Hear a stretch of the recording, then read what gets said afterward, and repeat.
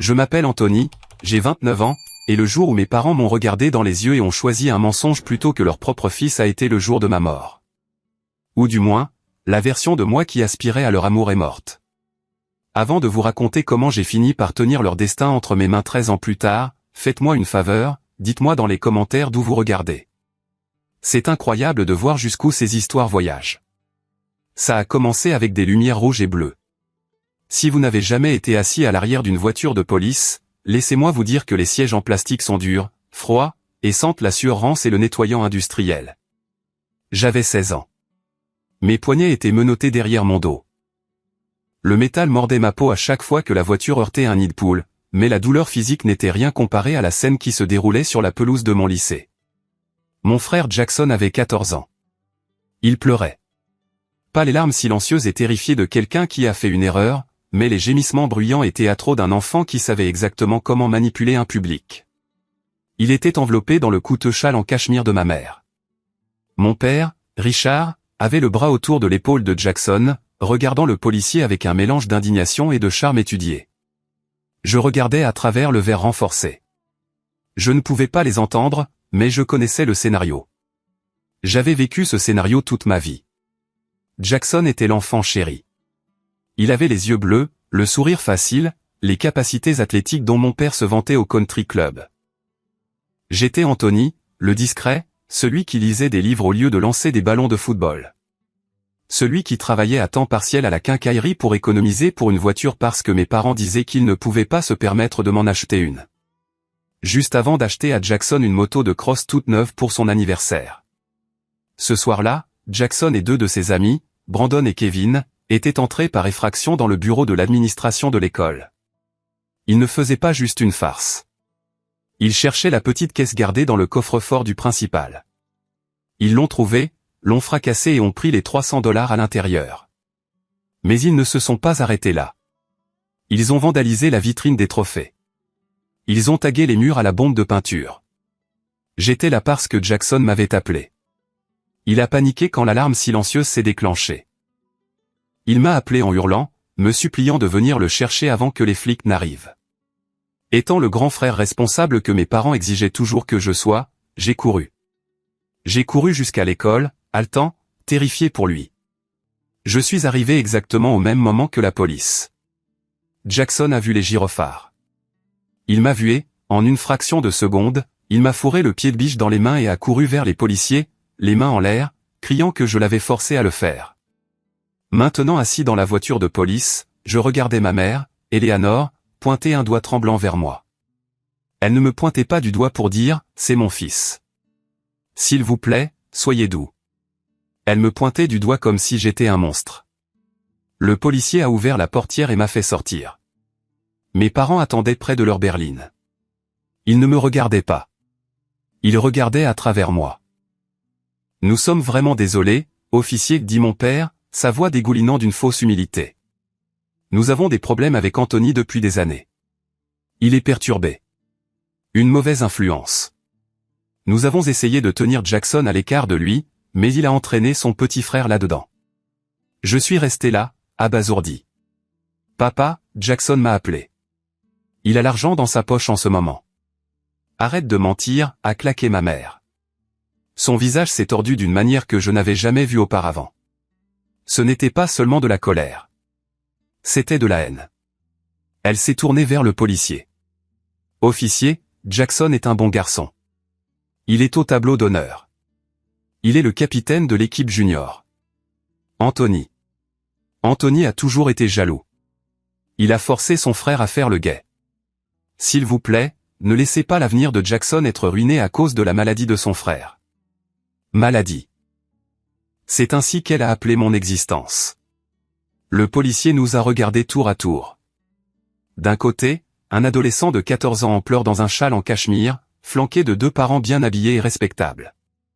De l'autre, moi, portant un sweat à capuche, en sueur après avoir couru, avec un pied de biche en ma possession quand ils m'ont trouvé. Nous avons trouvé l'argent sur le plus jeune, madame, dit le policier.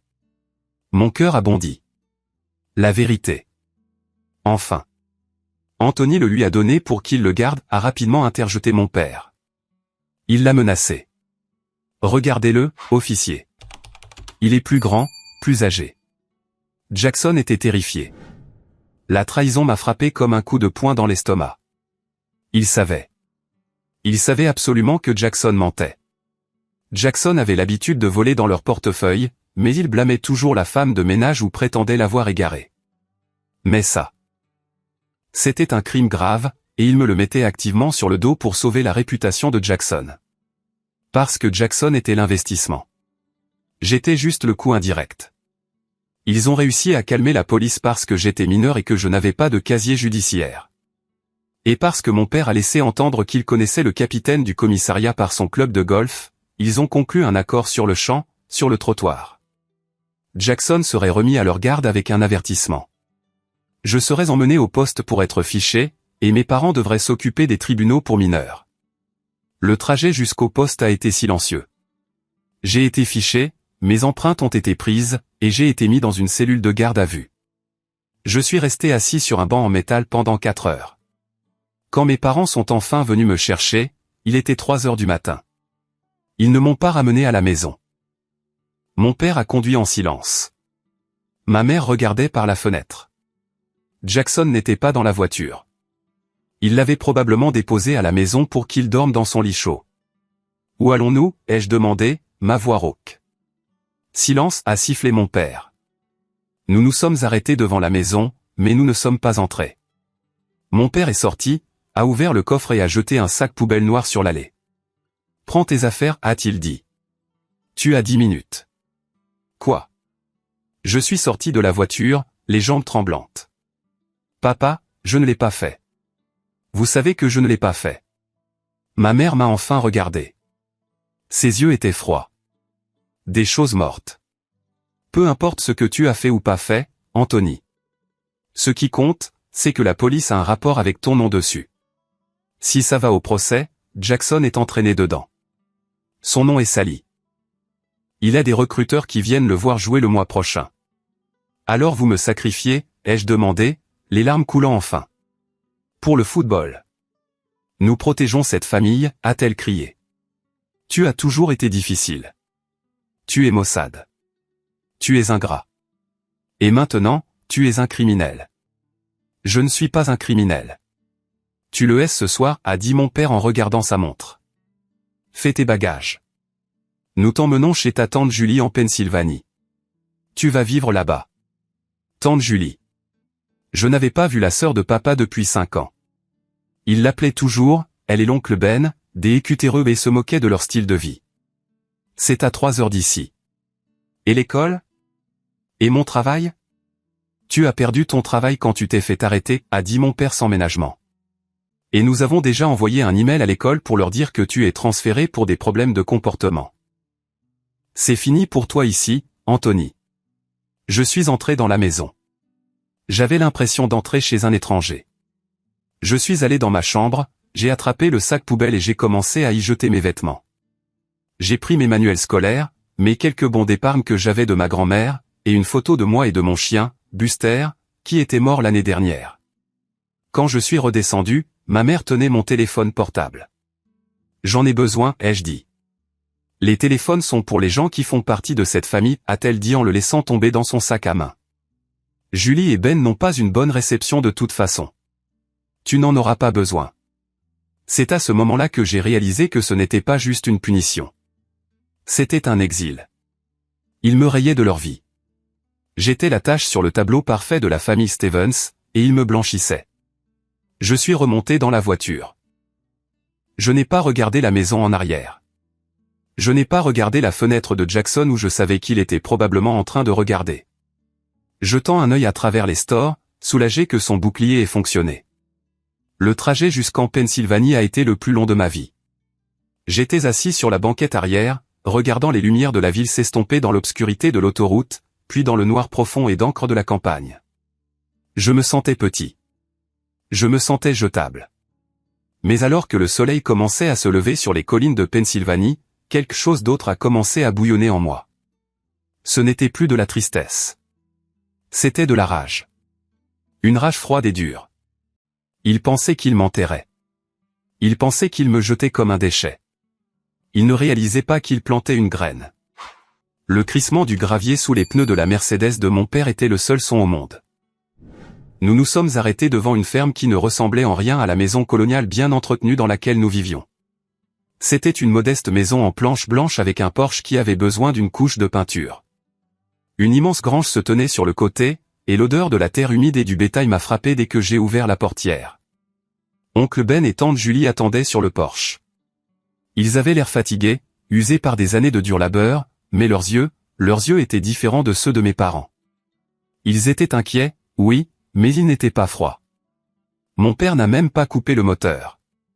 Il est sorti, a ouvert le coffre et a jeté mon sac poubelle noir sur la terre. Merci de l'avoir pris, a dit mon père à oncle Ben, sans lui serrer la main. Il a de la chance qu'on ne l'ait pas envoyé en centre de détention pour mineurs. Peut-être qu'un peu de travail dur le redressera. Oncle Ben a regardé du sac poubelle à moi, puis à son frère. Il a craché par terre, manquant les chaussures en cuir italien polies de mon père d'1 pouce. On ne l'a pas pris pour te rendre service, Richard. On l'a pris parce qu'on ne te laissera pas jeter un garçon au loup. Ma mère n'est même pas sortie de la voiture. Elle a gardé la vitre relevée, regardant droit devant elle, refusant de reconnaître la belle-sœur qu'elle jugeait inférieure. Voici les papiers de transfert pour le district scolaire, a dit mon père en fourrant une enveloppe Kraft dans les mains de tante Julie. N'attendez pas de chèque. C'est votre problème maintenant. S'il vole quelque chose, appelez le shérif. Il ne volera rien, a dit tante Julie, sa voix tremblant de colère contenue. Au revoir, Richard. Mon père est remonté dans la voiture. Il ne m'a pas dit au revoir. Il ne m'a pas regardé. Il a juste mis la voiture en marche arrière, fait patiner les pneus et est parti à toute vitesse sur l'allée, laissant un nuage de poussière qui a recouvert mes vêtements et avait un goût de cendre. Je suis resté là, serrant mon sac, attendant le sermon, attendant que l'oncle Ben me dise les règles, me dise que j'étais un fardeau, me dise que je ferais mieux de mériter ma place. Au lieu de cela, tante Julie est descendue des marches et m'a pris dans ses bras. Ce n'était pas une étreinte polie et raide. C'était une étreinte à briser les os, désespérée. Elle sentait la farine et la pluie. Je suis tellement désolé, Anthony, a-t-elle murmuré. Je suis tellement désolé. Je n'ai pas pleuré. Je ne pouvais pas. J'étais figé. La vie à la ferme était dure. Mais elle était honnête. C'était la première leçon que j'ai apprise. Il n'y avait pas de faux-semblants, pas de relations publiques, pas de prétentions. Si tu ne nourrissais pas les poules, tu n'avais pas d'œufs. Si tu ne réparais pas la clôture, les vaches s'échappaient. C'était une simple relation de cause à effet, quelque chose que la maison de mes parents n'avait jamais été. Ma chambre était petite, dans le grenier, mais elle avait une fenêtre qui donnait sur les champs de maïs. Pendant les 2 premières semaines, je n'ai pas beaucoup parlé. J'allais au nouveau lycée, je faisais profil bas, et je rentrais à la maison pour travailler. Je m'attendais à ce que mes parents appellent. Je m'attendais à ce qu'ils vérifient si j'étais en vie. 1 semaine a passé. 2 semaines. Rien. Un soir, environ 1 mois plus tard, j'aidais oncle Ben à réparer le tracteur dans la grange. Mes mains étaient couvertes de graisse, mes jointures éraflées en sang. « Passe-moi la clé de 5/8, a dit Ben dessous le moteur. Je la lui ai tendue. « Tu as de bonnes mains, gamin, a-t-il grogné. Meilleur que ton père. Il ne pourrait pas changer un pneu même si sa vie en dépendait. Il paie des gens pour ça, ai-je dit doucement. Ben a glissé dessous le tracteur et s'est assis, s'essuyant les mains sur un chiffon. Il m'a regardé longuement. Tu sais, Julie et moi, on n'a jamais pu avoir d'enfant. On en voulait. Dieu en a décidé autrement. Il a fait une pause. Je sais que tu n'as pas fait ce qu'ils ont dit que tu as fait. J'ai levé les yeux, surpris. Comment le sais-tu? Ils t'ont dit que j'étais le meneur. Je reconnais un voleur quand j'en vois un, a dit Ben. Et je reconnais un menteur. Ton frère, Jackson, ce garçon a des yeux qui se dérobent comme un renard dans un poulailler. Toi. Tu regardes les gens dans les yeux. Tu es en colère, Anthony. Tu as tout à fait le droit de l'être, mais tu n'es pas malhonnête. C'était la première fois qu'un homme adulte me validait. J'ai eu l'impression qu'un poids s'enlevait de ma poitrine. Quelques mois plus tard, les papiers légaux sont arrivés. Je suis rentré de l'école pour trouver tante Julie assise à la table de la cuisine, en pleurs. Oncle Ben faisait les 100 pas, le visage rouge de fureur. « Qu'est-ce qui s'est passé ?» ai-je demandé en laissant tomber mon sac à dos. « Ils ont envoyé les papiers de garde » a craché Ben. « Ils ne te laissent pas seulement vivre ici. Ils mettent fin à leur tutelle. Ils te cèdent entièrement à nous pour ne pas être responsable des futurs dommages criminels que tu pourrais causer. » Je me suis approché et j'ai regardé le document. Il était épais, plein de jargon juridique. Transfert permanent de la tutelle. Décharge de responsabilité. C'était une transaction commerciale. Il ne me renvoyait pas seulement. Il divorçait de moi. Il voulait s'assurer que si Jackson avait de nouveau des ennuis ou si je faisais une bêtise, leurs biens, leurs précieuses maisons, leurs investissements, leurs fonds de retraite, seraient intouchables par toute poursuite judiciaire m'impliquant. Ils m'ont jeté, ai-je dit, ma voix creuse. Non, a dit tante Julie avec force en me prenant la main. Non, Anthony. Ils t'ont perdu.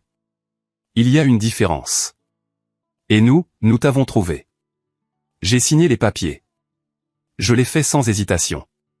Cette nuit-là, allongé dans ma chambre du grenier, j'ai pris une décision. J'ai regardé la signature sur le papier. Anthony Stevens. Ce nom me semblait être une malédiction. Il leur appartenait.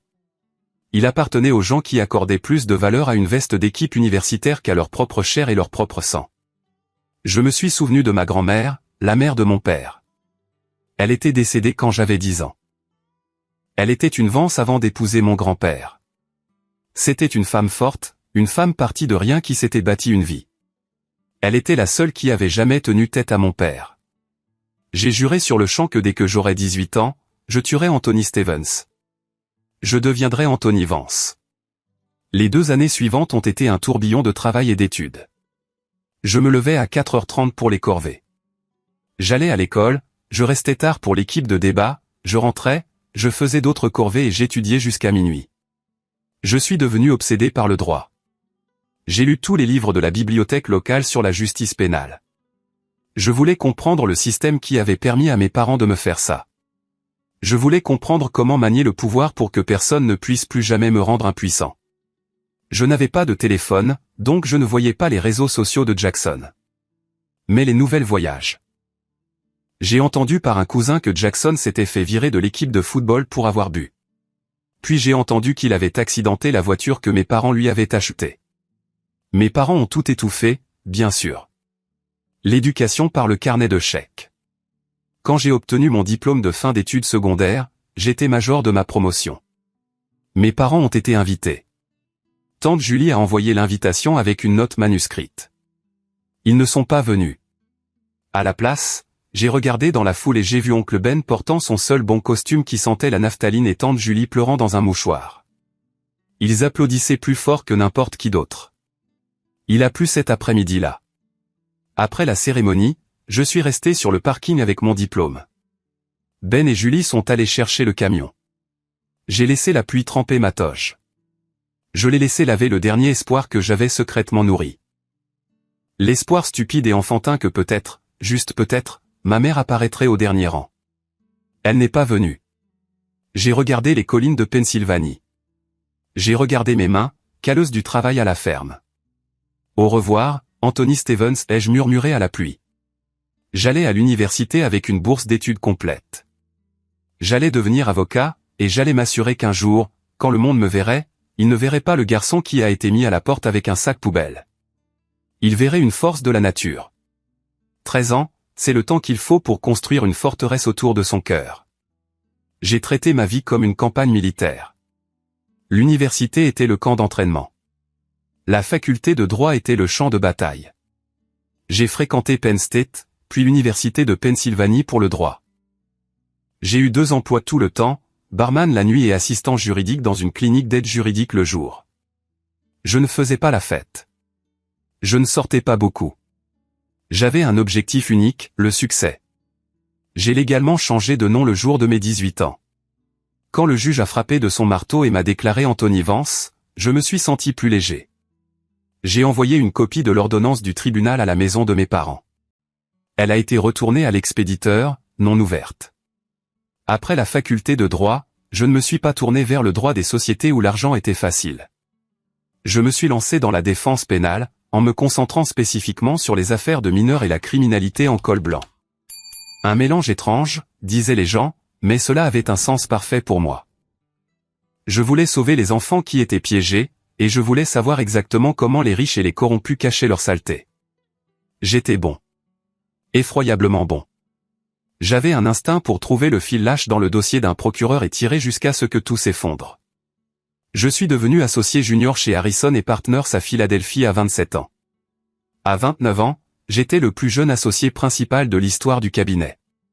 Mon bureau était au 40e étage. Il avait des bails vitrés donnant sur la ville. Je portais des costumes à $3000. Je conduisais une Audi R8. J'avais un appartement à Retenue Square qui coûtait plus cher par mois que l'hypothèque de mes parents.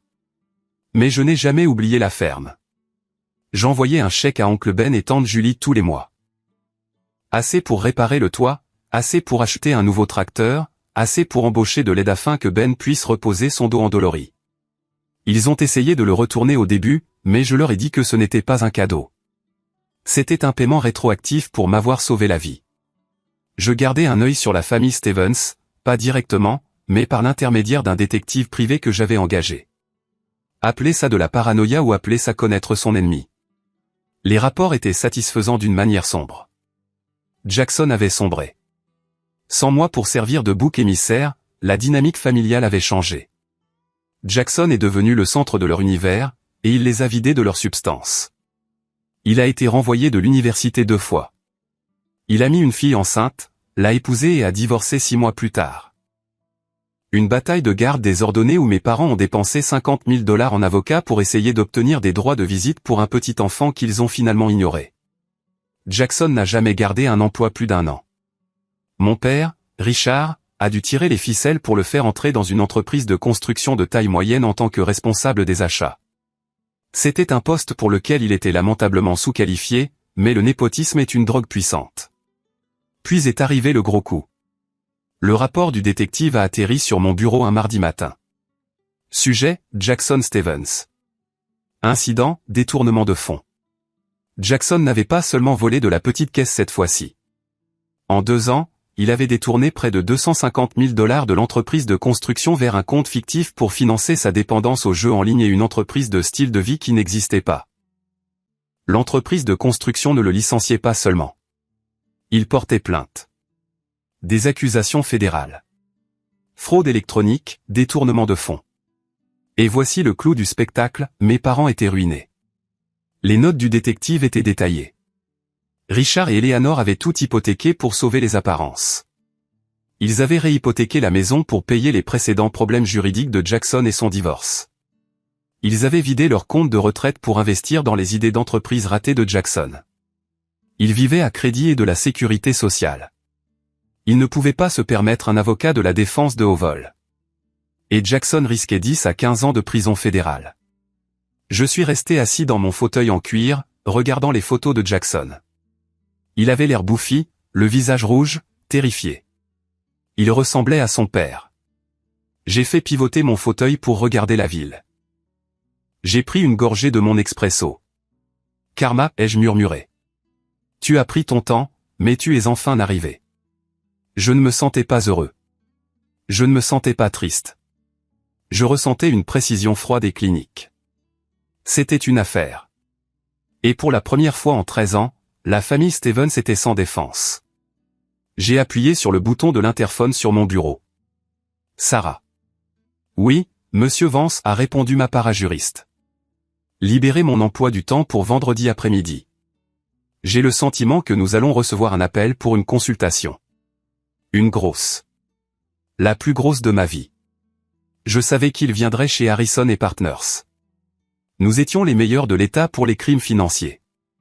Je savais qu'il demanderait le meilleur avocat disponible. Je n'avais qu'à attendre que le téléphone sonne. L'appel est arrivé 2 jours plus tard. Sarah est entrée dans mon bureau, une tablette à la main. Elle avait l'air confuse. Anthony, j'ai un cas bizarre pour toi. Bizarre comment? Je n'ai pas levé les yeux du contrat que je corrigeais. Nous avons un couple en ligne, M et Madame Stevens. Ils sont paniqués. Ils insistent pour parler à Monsieur Vance. Ils ont dit qu'ils ont été référés par un ami du club qui a dit que vous étiez le requin dont ils ont besoin. J'ai arrêté d'écrire. Le stylo est resté suspendu au-dessus du papier. Stevens. L'entendre prononcer à voix haute dans mon sanctuaire, mon domaine, m'a semblé être une violation. Leur as-tu dit mon prénom, ai-je demandé, gardant ma voix stable. Non, j'ai juste dit que Monsieur Vance est le chef du département. Ils n'ont pas demandé.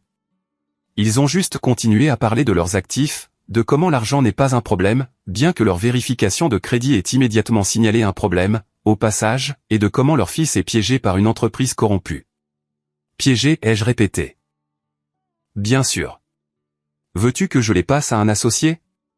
Leurs finances sont précaires. Nous exigeons généralement une provision de 50 000 $ d'avance pour les affaires fédérales. J'ai posé le stylo. Ma main tremblait légèrement. Je l'ai serré en un point jusqu'à ce que le tremblement cesse. C'était ça.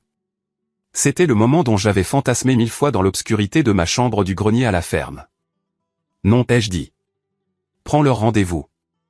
Vendredi à 14 h. Sarah a haussé un sourcil. Tu veux prendre une affaire à faible provision? Ce n'est pas ton genre. C'est pro bono, ai-je menti. Ou du moins, c'est une affaire d'intérêt personnel. Sarah, qui connaissait des bribes de mon histoire mais pas les noms, m'a regardé de près. Elle était perspicace. Elle a vu la tension dans ma mâchoire, la façon dont une veine pulsait sur ma tempe. Anthony, dit-elle doucement. Stevens. C'est eux. Je l'ai regardé. Sarah était plus qu'une parajuriste. Elle était mon bras droit et, franchement, la chose la plus proche d'une amie que j'avais en ville. Oui. Oh mon Dieu, a-t-elle soufflé. Est-ce qu'ils savent? Non, j'ai changé de nom avant même de commencer la fac de droit. Pour eux, Anthony Vance est un étranger. Un sauveur. Tu ne devrais pas faire ça, a-t-elle dit immédiatement. Conflit d'intérêts, détresse émotionnelle. Anthony, laisse-moi les renvoyer. J'ai besoin de les voir, Sarah, ai-je dit, ma voix se durcissant. J'ai besoin qu'ils me voient. J'ai besoin de savoir que le fantôme qui me hante n'est qu'une personne. Juste un triste vieil homme et une vieille femme. Elle a hésité, puis a hoché la tête. D'accord, mais je serai dans la pièce. Vendredi, 14 h. Les 24 heures suivantes ont été atroces. Je ne pouvais pas me concentrer. Je suis allé à la salle de sport et j'ai boxé jusqu'à ce que mes jointures soient à vif. J'ai conduit ma voiture trop vite sur l'autoroute à 3 h du matin. Je n'arrêtais pas de penser au garçon avec le sac poubelle. Je n'arrêtais pas de penser à la mère qui a choisi une saison de football plutôt que la dignité de son fils. Je me demandais s'il pensait parfois à moi. Avait-il une photo de moi dans la maison, ou était-ce tout Jackson? Vendredi est arrivé. Je me suis habillé avec une précision chirurgicale. Un costume sur mesure gris anthracite, une cravate en soie, une montre qui coûtait plus cher que leur voiture. Je voulais avoir l'air du pouvoir. Je voulais avoir l'air de la figure d'autorité qu'ils avaient toujours prétendu être. À 13h55, l'interphone a sonné. M et Madame Stevens sont là, a dit la réceptionniste. Ils sont agités. Envoyez-les dans la salle de conférence B, ai-je dit. Celle avec les murs en verre. Bien reçu. Je me suis levé et j'ai marché jusqu'à la fenêtre. J'ai regardé l'horizon de Philadelphie. J'ai pris une profonde inspiration. C'est l'heure du spectacle. J'ai descendu le couloir. Je pouvais les voir à travers les murs en verre de la salle de conférence avant qu'ils ne me voient. Ils étaient assis à la longue table en acajou. Ils avaient l'air petits. Mon père, Richard, avait perdu la plupart de ses cheveux. Il portait un costume qui semblait cher de loin, mais qui était effiloché au poignet. Il avait l'air fatigué, sa peau grise et pâteuse. Ma mère, Eleanor, avait vieilli plus durement. Elle portait trop de maquillage, essayant de couvrir de profondes rides d'inquiétude. Elle serrait son sac à main comme une bouée de sauvetage. Elle regardait autour du bureau avec un mélange d'admiration et de jalousie, admirant l'art coûteux, la vue, le luxe. Ils étaient terrifiés. Je pouvais sentir la peur sur eux-mêmes à travers le verre. Je me suis arrêté à la porte. Mon cœur battait la chamade contre mes côtes comme un oiseau piégé. « Tu es Anthony Vance, me suis-je dit. Tu es le requin. » J'ai ouvert la porte et je suis entré. Ils se sont tous les deux levés immédiatement, arborant leur meilleur masque de gens respectables. Monsieur Vance, a dit mon père en tendant la main. Merci beaucoup de nous recevoir. Je suis Richard Stevens. Voici ma femme, Eleanor. Je n'ai pas pris sa main. Je suis passé devant eux jusqu'à la tête de la table et j'ai posé le dossier. Asseyez-vous, ai-je dit. Ma voix était plus grave qu'à 16 ans. Froide, professionnelle. Ils ont hésité, puis se sont assis. Ils ne m'ont pas reconnu.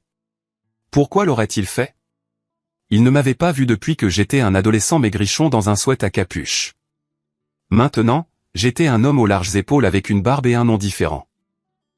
Et d'ailleurs, dans leur esprit, Anthony Stevens travaillait probablement dans une station-service quelque part ou était en prison. Il n'était certainement pas cet homme. Nous sommes dans une situation terrible, Monsieur Vance, a commencé ma mère, sa voix tremblante. Notre fils Jackson est un bon garçon. Il a été ciblé par ses employeurs. Ils sont jaloux de son succès et ils ont fabriqué ces terribles mensonges sur de l'argent manquant. Détournement de fonds, ai-je dit en regardant le dossier, cachant mon visage. 250 000 $. Fraude électronique. Ce n'est pas un malentendu, Madame Stevens. C'est un vol systématique. C'est un coup monté, a insisté mon père en frappant la table de sa main. Jackson ne ferait jamais ça. Il est responsable des achats. Il gère des millions. Pourquoi volerait-il des miettes? Peut-être parce qu'il a une dette de jeu de 80 000 $, ai-je demandé en tournant une page. Et des prêts impayés à 3 différents usuriers à Atlantic City. Ils se sont tus. Ils m'ont fixé. Comment? Comment savez-vous ça, a chuchoté mon père. Ce n'est pas dans le rapport de police. Je fais mes devoirs, ai-je dit. Je ne prends pas les perdants, Monsieur Stevens. Et votre fils a l'air d'un perdant. Comment osez-vous, a haleté ma mère. Nous sommes venus ici pour de l'aide. Pas pour être insultés. Nous avons de l'argent. Nous pouvons payer tout ce que vous voulez. Vraiment, ai-je demandé. Parce que ma vérification de crédit montre que votre maison est sous l'eau et que vos cartes de crédit sont au maximum. Mon père est devenu rouge. Écoutez-moi bien, nous sommes la famille Stevens. Nous avons une réputation dans cette communauté. Pour qui vous prenez-vous en nous parlant comme ça? J'ai fermé le dossier. Le son a résonné dans la pièce. Je crois que je parle à 2 personnes qui ont passé leur vie à mentir pour protéger un criminel, ai-je dit. Je me suis levé. Je les ai regardés droit dans les yeux. Vous ne savez vraiment pas qui je suis, n'est-ce pas? L'air dans la pièce est devenu lourd, suffocant. La climatisation bourdonnait, mais des perles de sueur perlaient sur le front de mon père. Il me regardait, confus, cherchant quelque chose de familier dans mon visage, mais ne parvenant pas à le trouver à travers le prisme de leur propre arrogance. Pardon, a dit ma mère en serrant ses perles. Nous nous sommes rencontrés au club? J'ai laissé échapper un rire bref et sec. Ce n'était pas un son joyeux. Le club? Non, Eleanor. Nous ne nous sommes pas rencontrés au club. J'ai fait lentement le tour de la table. Laissez-moi vous raconter une histoire. L'histoire d'un garçon de 16 ans. C'était un élève modèle. Il travaillait dans une quincaillerie. Il économisait chaque centime. Ma mère s'est immobilisée. Ses yeux se sont légèrement écarquillés. Une nuit, ai-je continué, ma voix baissant d'une octave, son jeune frère a cambriolé l'école, a fracassé un coffre-fort. Le grand frère a couru pour l'aider parce qu'on lui avait appris que la famille protège la famille. Et qu'ont fait ses parents? Je me suis arrêté juste derrière le fauteuil de mon père. Je pouvais voir son cuir chevelu à travers ses cheveux clairsemés. Ils ont blâmé le grand frère. Ils ont dit à la police qu'il était la brebis galeuse. Ils l'ont mis dans une voiture à 3 heures du matin et l'ont abandonné dans une ferme comme un sac de linge sale. Ils lui ont pris son téléphone. Ils lui ont pris sa maison. Ils ont renoncé à leurs droits sur lui comme s'il était un produit défectueux. Mon père a lentement fait pivoter son fauteuil. Son visage était un masque d'horreur. Sa bouche s'ouvrait et se fermait comme un poisson hors de l'eau. Anthony, a-t-il chuchoté, ce qui est sorti comme un couinement. Ma mère a laissé échapper un son qui était à moitié un hoquet, à moitié un gémissement. Elle s'est couvert la bouche des 2 mains. Elle m'a fixé, m'a vraiment regardé, dépouillant le costume cher et la barbe, voyant enfin les yeux du garçon qu'elle avait trahi. Bonjour, maman. Bonjour, papa, ai-je dit. Ou devrais-je dire, M et Madame Stevens? Oh mon Dieu, a sangloté ma mère. Anthony, est-ce vraiment toi? Toi. Tu es avocat. Je suis l'associé principal, l'ai-je corrigé. Je suis l'homme que vous êtes venu supplier. Je suis le monsieur Vance que vous espériez pour sauver votre enfant chéri. Vance, a marmonné mon père. Le nom de ta grand-mère. Le seul nom de cette famille qui vaille la peine d'être porté, ai-je claqué. Mon père s'est levé, les jambes tremblantes. Il a essayé de sourire, mais cela ressemblait à une grimace. Mon fils, mon Dieu, regarde-toi. Nous n'avions aucune idée. Nous pensions. Vous pensiez que je pourrissais dans un fossé quelque part, ai-je terminé pour lui. Ou que je travaillais au salaire minimum. Non, non. Il a essayé de tendre la main pour toucher mon épaule. J'ai fait un pas en arrière, regardant sa main comme si elle était couverte de saleté. Nous avons toujours su que tu avais du potentiel. C'est vrai. C'est pour ça que nous t'avons envoyé chez Julie. Pour t'endurcir. Regarde-toi maintenant. Le succès, la richesse. Il a fait un geste vers le bureau.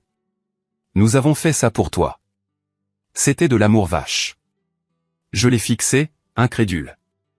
L'audace, le narcissisme absolu et pur. Il réécrivait l'histoire en temps réel pour se faire le héros de mon succès. L'amour vache, ai-je répété doucement. Vous m'avez abandonné. Vous n'avez pas appelé pendant 13 ans. Vous n'êtes pas venu à ma remise de diplôme. Vous ne vous souciez pas de savoir si j'étais vivant ou mort jusqu'à ce que vous ayez besoin de quelque chose. Nous te donnions de l'espace, a pleuré ma mère en se levant et en tendant la main vers moi. Anthony, s'il te plaît. Nous sommes une famille. Le sang est plus épais que l'eau. Le sang, ai-je dit, n'est que de la biologie. La loyauté, c'est la famille. Et vous n'en avez aucune. Mais Jackson, a-t-elle plaidé, les larmes coulant sur son visage. De vraies larmes cette fois. Des larmes de peur. Jackson est ton frère. Il a des ennuis, Anthony. De graves ennuis. Tu dois l'aider. Tu es le meilleur. Nous avons entendu dire que tu es le meilleur. Tu peux faire disparaître tout ça. Faire disparaître ça, ai-je répété. Tout comme vous avez fait disparaître le cambriolage de l'école. Tout comme vous avez fait disparaître ses conduites en état d'ivresse. Vous avez passé votre vie à lui déblayer le chemin. Et c'est pour ça qu'il est un criminel. Vous n'avez pas élevé un fils. Vous avez élevé un parasite. Ne parle pas de ton frère comme ça, a crié mon père, sa vieille colère revenant. Il a fait une erreur. Il a besoin de nous. Il a besoin de conséquences, ai-je rugi en retour. Ma voix a résonné sur les murs de verre. Sarah a tressailli dans le coin, mais je m'en fichais. Il a volé $250 000. Il a détruit les moyens de subsistance de gens. Et vous voulez que j'utilise mes compétences, mon travail acharné, la carrière que j'ai bâtie à partir de rien pour le sauver encore? Tu dois le faire, a dit ma mère, sa voix baissant jusqu'à un murmure sinistre. Parce que si tu ne le fais pas, nous le dirons à tout le monde. Nous dirons à tes partenaires, à tes clients que tu as abandonné ta famille, que tu as laissé ton propre frère aller en prison alors que tu aurais pu le sauver. Quelle image cela donnera-t-il de vous, monsieur Vance? C'était ça. Le chantage. La vraie nature de la famille Stevens. J'ai souri. C'était un sourire froid et dangereux. Je suis retourné à la table, j'ai pris le dossier et je l'ai jeté dans la poubelle. Allez-y, ai-je dit. Dites-leur. Ils ont cligné des yeux. Quoi? Dites-leur, ai-je dit en me penchant près. Parce que voici ce que je vais faire. Je refuse cette affaire. Conflit d'intérêts. Mais plus important encore, je vais remettre toutes les preuves que j'ai sur les crimes passés de Jackson, ceux que vous avez étouffés, à l'accusation. Je vais m'assurer que le juge sache exactement qui est Jackson. Et je vais m'assurer que tout le monde sache qui vous êtes. Tu ne ferais pas ça, a haleté mon père. Nous sommes tes parents. Je n'ai pas de parents, ai-je dit. J'ai une tante, Julie, et un oncle, Ben. Vous deux, vous n'êtes que les gens qui m'ont abandonné. J'ai appuyé sur le bouton de l'interphone. Sécurité à la salle de conférence B. G2. Anthony, non, a hurlé ma mère. Si, je le ferai, ai-je dit. J'ai les preuves. C'était le moment que j'avais préparé, le rebondissement qu'il n'avait jamais vu venir. Je n'avais pas seulement le rapport d'enquête sur Jackson. J'avais tout gardé de mon enfance. J'avais le rapport de police de mes 16 ans, qui comprenait des déclarations de témoins contredisant l'histoire de mes parents. Des déclarations que les premiers policiers avaient ignorées mais qui étaient toujours dans le dossier. J'avais les papiers de transfert de tutelle où ils invoquaient des problèmes de comportement irréconciliables comme raison de m'abandonner, ainsi que des clauses financières protégeant leurs biens. Mais le coup de grâce était quelque chose que le détective privé avait trouvé pendant la semaine de la campagne de diffamation. Il s'est avéré que Jackson ne jouait pas seulement l'argent. Il transférait une partie des fonds détournés sur un compte au nom de R&E Consulting. Richard et Eleanor. Mes parents ne protégeaient pas seulement Jackson. Ils vivaient de son argent volé. Ils savaient qu'il volait. Ils étaient complices. Ils ont utilisé cet argent pour payer leur hypothèque, pour louer leur voiture, pour maintenir la mascarade de leur vie. Je ne suis pas allé voir la presse. Je suis allé voir le procureur de district. Je me suis assis avec le procureur en charge de l'affaire de Jackson. J'ai exposé le dossier. Vous enquêtez sur Jackson Stevens pour détournement de fonds, ai-je dit. Mais si vous regardez ces transferts, vous verrez qu'il a des complices. La procureure a regardé les documents. Ses yeux se sont écarquillés. Ses parents? Ils savaient, ai-je dit. Et ils ont dépensé les bénéfices. Le lendemain matin, la police n'est pas seulement allée chercher Jackson. Ils sont allés chez les Stevens. Je n'étais pas là, mais j'en ai entendu parler. Il était 6 heures du matin. Une descente. Ils ont saisi les ordinateurs, les registres financiers et la Mercedes louée. Le titre du lendemain n'était pas « Un avocat sans cœur abandonne sa famille ». C'était le réseau criminel familial, parents et fils inculpés dans une affaire de détournement de fonds d'250 000 $. L'opinion publique a basculé instantanément. Les commentaires sur les réseaux sociaux sont passés de « Quel fils terrible » à « Il s'est échappé d'une secte toxique ». Jackson a plaidé coupable presque immédiatement pour obtenir une peine réduite. Il a eu 8 ans. Il a dénoncé nos parents pour gagner du temps, témoignant qu'ils l'avaient poussé à voler pour maintenir leur style de vie. Mes parents ont été accusés de complot et de recel de biens volés. En raison de leur âge et de leur absence de casier judiciaire, ils ont évité la prison, mais ils ont tout perdu. La maison a été saisie pour payer la restitution. Leurs comptes ont été gelés. Leur réputation au country club, la seule chose qui leur importait vraiment, a été réduite en cendres. Je suis resté assis dans mon bureau un mois plus tard, lisant le rapport final. Ils vivaient dans un petit appartement de location dans un mauvais quartier de la ville, survivant avec la sécurité sociale de base. Sarah est entrée avec une tasse de café. « C'est fini » a-t-elle dit doucement. « C'est fini » ai-je convenu. « Est-ce que tu te sens mal » a-t-elle demandé. J'y ai pensé. J'ai pensé aux garçons sur le porche en Pennsylvanie. J'ai pensé à tante Julie qui m'étreignait. J'ai pensé au sac poubelle. Non, ai-je dit.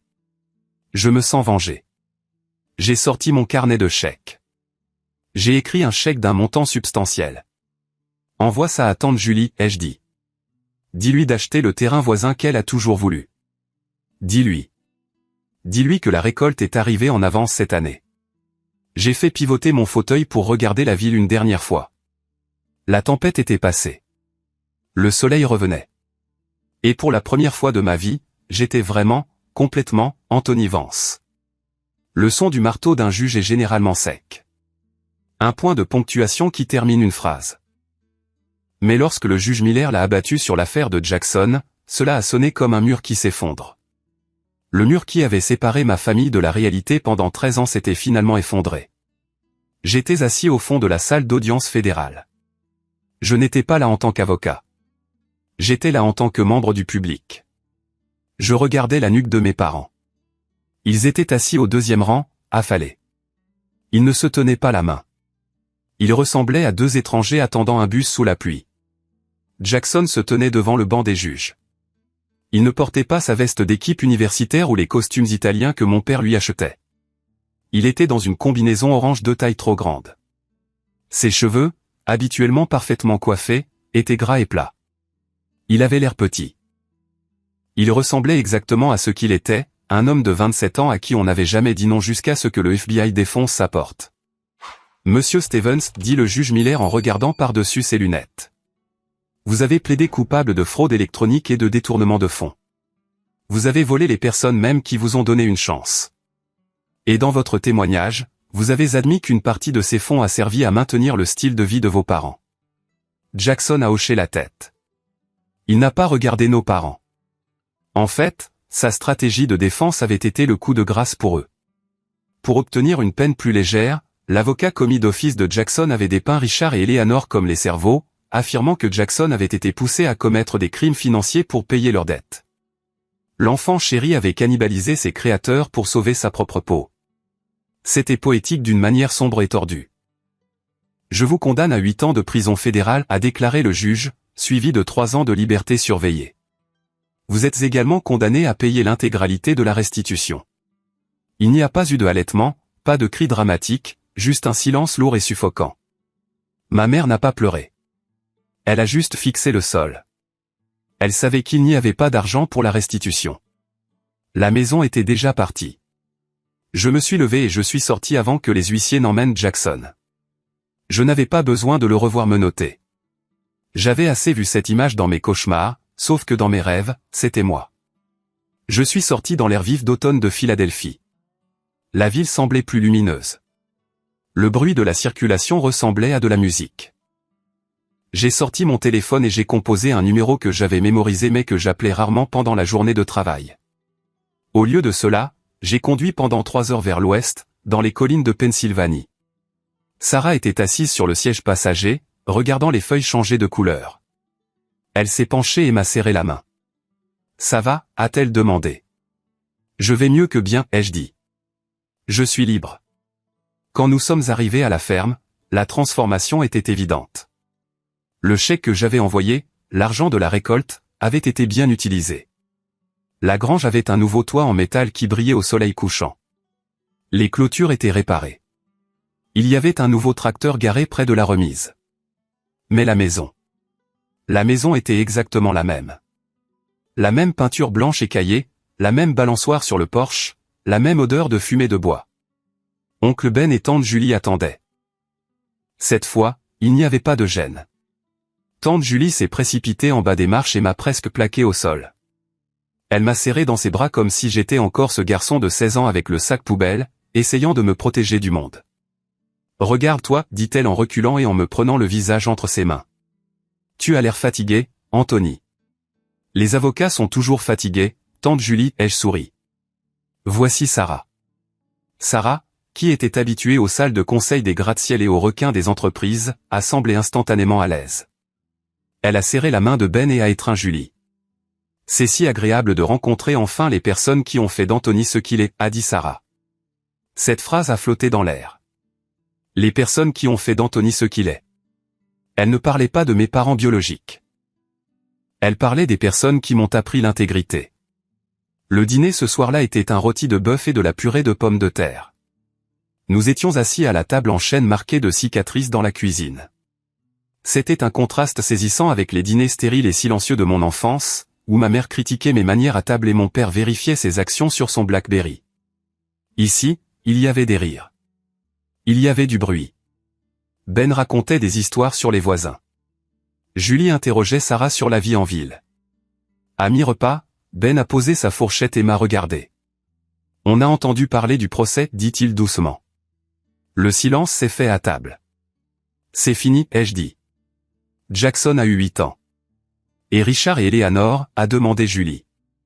Ils ont perdu la maison. Ils sont en faillite. Ils vont probablement déménager dans un appartement subventionné dans le New Jersey. Ils ont évité la prison parce qu'ils ont fourni des preuves sur les autres associés de Jackson, mais ils sont ruinés. Ben a hoché lentement la tête. Il a pris une gorgée de son thé glacé. Tu sais, quand ils t'ont déposé ici, ton père m'a dit que j'héritais d'un fardeau. Il a dit que tu étais pourri. J'ai baissé les yeux sur mon assiette. Même maintenant, les mots piquaient. Je t'ai observé pendant 13 ans, a continué Ben. Je t'ai vu te lever avant le soleil. Je t'ai vu étudier jusqu'à ce que tes yeux soient rouges. Je t'ai vu nous envoyer de l'argent alors que tu en avais à peine assez pour le loyer en ville. Il a tendu la main sur la table et a posé sa main rugueuse et calleuse sur la mienne. Tu n'es pas le pourri, Anthony. Tu es la meilleure récolte que cette famille ait jamais eue. Et je remercie Dieu tous les jours qu'ils aient été assez stupides pour te jeter dans notre champ. J'ai senti une boule se former dans ma gorge, chaude et serrée. J'ai regardé Sarah et elle essuyait une larme de son œil. J'ai regardé Julie, qui rayonnait de fierté. À ce moment-là, le dernier maillon s'est brisé. J'ai réalisé que j'avais attendu des excuses de personnes incapables de les donner. J'avais attendu la validation de Richard et Eleanor. Mais je n'en avais pas besoin. Je l'avais ici. Je l'avais dans la main calleuse d'un fermier et dans le sourire larmoyant de sa femme. Je n'étais pas un orphelin. Je n'étais pas un exilé. J'étais un fils. Juste pas le leur. Le lendemain matin, je me suis réveillé tôt par habitude. Je suis sorti à la grange. L'air était froid et vif. J'ai regardé le soleil se lever sur les champs de maïs. J'ai pensé à la trajectoire de ma vie, de l'arrière d'une voiture de police au bureau d'angle d'un cabinet d'avocat. C'était une longue route. J'ai sorti mon téléphone. J'avais une dernière chose à régler. J'ai ouvert mon application bancaire. J'avais mis en place un petit virement automatique la veille. Ce n'était pas pour mes parents. C'était un fonds d'études pour ma nièce, la fille de Jackson, issue de son bref et désastreux mariage. Mes parents l'avaient ignoré parce que sa mère n'avait pas assez de statut. Jackson l'avait ignoré parce qu'il était égoïste. Je ne l'ignorerai pas. Je ne laisserai pas le cycle continuer. J'ai mis en place une fiducie à laquelle elle pourrait accéder à ses 18 ans, à condition qu'elle maintienne une certaine moyenne. J'ai nommé la fiducie le fonds de la seconde chance. Je suis retourné à la maison. L'odeur de bacon et de café flottait de la cuisine. Sarah était sur le porche, enveloppée dans une couverture, tenant 2 tasses. Café, a-t-elle demandé. S'il te plaît. Elle m'a tendu la tasse. Tu as l'air différent ce matin. Ouais. Tu as l'air plus léger. Je me sens plus léger, ai-je admis. Je pense que je suis enfin prêt à abandonner l'affaire. Quelle affaire, a-t-elle demandé, confuse. L'affaire de Jackson est terminée. Non, ai-je dit en regardant l'horizon. L'affaire du peuple contre Anthony Stevens. Je me suis poursuivi pendant 13 ans, me demandant si j'étais vraiment la mauvaise influence, me demandant si je méritais ce qui s'est passé. Aujourd'hui, je classe l'affaire. Sarah a souri et a posé sa tête sur mon épaule. Il était temps, conseiller. Nous sommes restés à la ferme pendant 3 jours. Quand nous sommes retournés à Philadelphie, je n'avais pas l'impression de retourner sur un champ de bataille. J'avais l'impression d'aller simplement au travail. La colère qui m'avait alimenté pendant plus d'une décennie, la rage à haut indice d'octane qui me poussait à travailler 18 heures par jour, avait disparu. Elle a été remplacée par une ambition calme et stable. Je ne travaillais plus pour leur prouver qu'ils avaient tort. Je travaillais parce que j'étais bon à ça et parce qu'il y avait d'autres enfants là-bas, d'autres jeunes de 16 ans en sweat à capuche assis à l'arrière des voitures de police qui avaient besoin de quelqu'un pour les croire. 1 an plus tard. Le succès, j'ai appris, est silencieux. Le drame est bruyant. Le chaos est bruyant. Mais le vrai succès est la capacité de s'asseoir dans une pièce et de ne pas sentir le besoin de crier son existence au monde. Ma vie s'était installée dans un rythme que j'aimais. J'étais maintenant associé directeur du département de la défense pénale. Sarah et moi avions emménagé ensemble. Nous parlions de prendre un chien, peut-être un golden retriever, quelque chose de joyeux et de simple. Je n'avais pas eu de nouvelles de mes parents depuis 12 mois. Je savais par ouï dire qu'ils vivaient dans un petit 2 pièces près de l'aéroport. Mon père travaillait comme agent d'accueil dans un grand magasin. Ma mère essayait apparemment de vendre des cosmétiques en ligne. C'était une chute brutale par rapport au country club, mais c'était une vie qu'ils pouvaient supporter s'ils étaient humbles. Je supposais qu'ils étaient trop fiers pour me contacter à nouveau. Je supposais que la honte du tribunal suffisait à les tenir à l'écart. J'avais tort. C'était un mardi soir de novembre. Il pleuvait, cette pluie froide et mordante de Philadelphie qui vous transperce le manteau. Je marchais vers ma voiture dans le garage souterrain du cabinet. Le béton résonnait de mes pas. En approchant de ma place, j'ai vu une silhouette debout près du pilier à côté de ma voiture. Ma main s'est instinctivement dirigée vers le spray au poivre de mon porte-clés, une habitude prise en traitant avec des clients désespérés. Mais en me rapprochant, la silhouette est entrée dans la lumière. C'était ma mère. Elle avait l'air frêle. La femme qui terrorisait les serveurs si sa vinaigrette était du mauvais côté de l'assiette avait disparu. À sa place se tenait une vieille femme dans un imperméable mouillé qui semblait de taille trop grand. Ses cheveux, autrefois teints d'un blond féroce, étaient gris et attachés en un chignon désordonné. Elle ne portait pas de maquillage. Je me suis arrêté à 10 pieds. Anthony, dit-elle, sa voix était faible, rauque. Éléanore, ai-je répondu. Je ne pouvais pas l'appeler un maman. Ce mot ne convenait plus. Elle a tressailli à l'utilisation de son prénom. Elle serrait son sac à main des deux mains, un sac contrefait bon marché, pas le cuir de marque qu'elle exhibait autrefois. Je ne savais pas si tu travaillerais tard, dit-elle. J'attends depuis 2 heures. Que veux-tu, ai-je demandé. Je ne lui ai pas proposé de monter dans la voiture. Je ne lui ai pas offert de parapluie. Elle a baissé les yeux sur ses chaussures. Elles étaient trempées. Ton père. Il est malade. Sa tension artérielle. Le stress. Les médicaments sont chers, Anthony. L'assurance maladie ne couvre pas tout, et le loyer. Ils ont augmenté le loyer. Elle a levé les yeux vers moi, ses yeux larmoyants. Nous nous noyons. Je l'ai regardé. J'ai cherché la colère, la rage qui me consumait autrefois. J'ai attendu que mon cœur s'emballe, que mes poings se serrent. Mais il n'y avait rien. Pas de colère, pas de haine, juste de la pitié. Une pitié profonde et lointaine, comme celle que l'on ressent en voyant la voiture d'un étranger en panne sur le bord de l'autoroute. Et Jackson, ai-je demandé. Lui as-tu demandé de l'aide? Elle a laissé échapper un rire amer. Il appelle en PCV de prison chaque semaine pour demander de l'argent pour la cantine. Il nous blâme. Il dit que nous n'avons pas engagé un assez bon avocat. Il a eu les meilleurs avocats que l'argent puisse acheter toute sa vie, ai-je dit. Regarde où ça l'a mené. Anthony, s'il te plaît. Elle s'est avancée, tendant la main, mais s'arrêtant avant de me toucher. Je sais que nous t'avons fait du mal. Je sais que nous avons fait des erreurs, mais nous sommes vieux. Nous sommes tes parents. Juste quelques milliers pour passer l'hiver. S'il te plaît, tu as tellement. J'ai tellement parce que j'ai travaillé pour ça, ai-je dit calmement.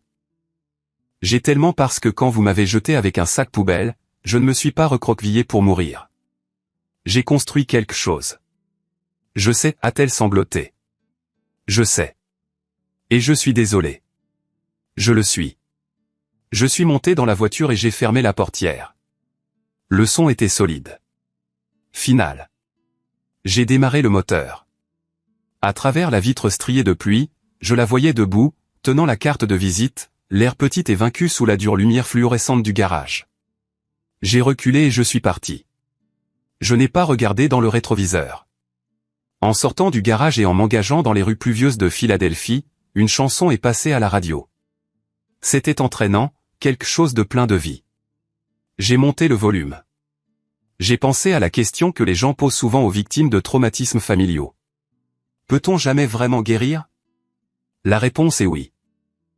Mais la guérison ne consiste pas à réparer les personnes qui vous ont brisé. Il ne s'agit pas d'obtenir les excuses que vous méritez. Il s'agit de construire une vie si pleine, si forte, si belle que vous n'entendez plus les fantômes.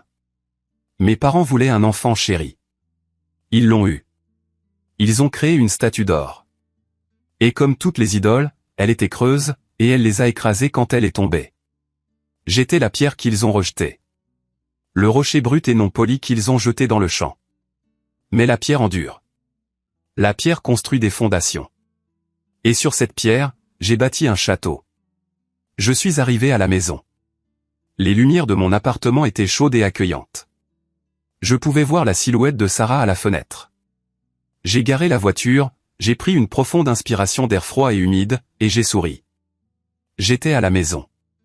Et pour la première fois de ma vie, je savais exactement où était ma place.